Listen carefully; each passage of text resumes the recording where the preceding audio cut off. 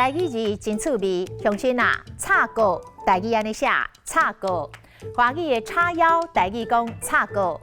手臂向外弯曲，手掌做扶腰的动作，手翘弯起来，手掌挺腰的这个动作，也就是姿势，就是插歌。大家无用去插，你煞插歌，徛咧看闹热，安尼甘对？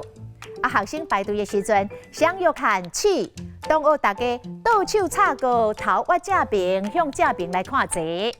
那华语的泼妇骂街，就是一手插歌，一手镜头安尼举，也就是低鼓的姿势，拍拍叫，大声一直骂。插歌的插，马祖境的庙埕，人插，人潮拥挤。